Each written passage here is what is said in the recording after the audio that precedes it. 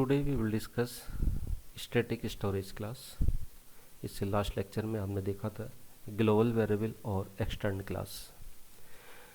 Static storage class instruct the compiler to keep a local variable in existence during the lifetime of the program instead of creating and destroying it each time it comes into and goes out of the scope. Once again, the static storage class instructs the compiler to keep a local variable in existence during the lifetime of the program. समझिए, existence during the lifetime of the program instead of creating and destroying it each time it comes into and goes out of the scope. Static variable is declared by using the static keyword.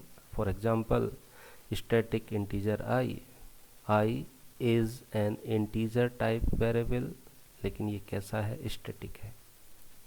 now एक programme के थ्रू समझते हैं। Hash include stdio.h void increment void main।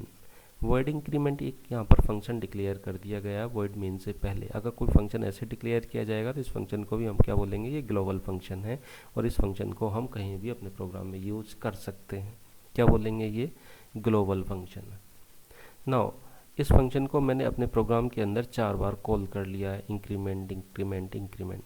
इस function की मैंने body यहाँ पर लिखी। क्या वर्किंग करेगा वो यहाँ पर लिखा है। क्या वर्किंग करेगा? देखिए, वॉइड इंक्रीमेंट के अंदर क्या डिफाइन किया है? Static integer i is equal to 0। एक वेरिएबल है i जो स्टैटिक इंटीजर टाइप का वेरिएबल है और इसकी डिफ़ॉल्ट वैल्यू क्या है? 0। प्रिंट i की वैल्यू को प्रिंट कराया है, यानी that is i is equal to 0 and then i की वैल्यू क्या हो जाएगी? i प्लस 1 हो जाएगी। नाउ ये पूरा प्रोग्राम क्लोज हो गया। तो देखिए, जिस समय पहला इंक्रीमेंट कॉल होगा तो कॉल होने के बाद ये अपनी बॉडी पर जाएगा और बॉडी में क्या लिखा है? Static integer i is equal to 0, यानी i की वैल्यू सबसे पहले 0 प्रिंट होगी। लेकिन इसी फंक्शन के अंदर i की न्यू वैल्यू क्या हो जाएगी? 1। क्यों हो जाएगी? क्योंकि ये स्टैटिक इंटीजर i टाइप का वेरिएबल है।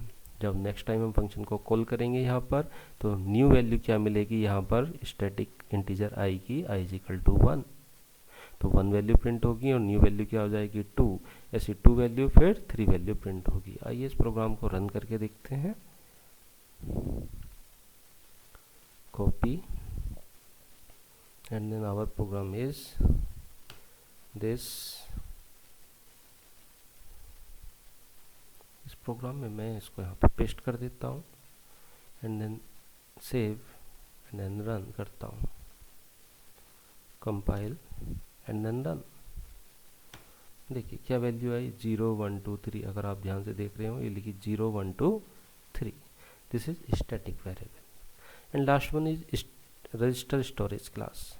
The register variable are also local variables but stored in register memory, whereas auto variables are stored in main CPU memory. Advantage: the register variables are faster than remaining variables because register variable are stored in register memory, not in main memory. अगर आपने कोई variable resistor type का declare किया है तो ये register में जाके स्टोर होगा और ये नॉर्मल वेरिएबल से ज़्यादा फास्टर होते हैं। सपोज दैट आपने अपने प्रोग्राम में 1000 डेटा लिखा है और कहीं रजिस्टर वेरिएबल डिक्लेयर कर रखा है तो रजिस्टर वेरिएबल फास्ट तरीके से सर्च हो जाएगा in comparison of other variable. एक एग्जांपल के थ्रू समझते हैं। Include stdio.h void main register integer a is equal to 10। a की वैल्यू क्या डिक्लेयर कर दी गई है? 10 and then a is equal to a plus 1। Print the value of a की वैल्यू प्रिंट कराई तो a की वैल्यू क्या आएगी? 11। ठीक है, तो ये था आपका स्टोरेज क्लास जो कि फिनिश हो चुका है। Thank you.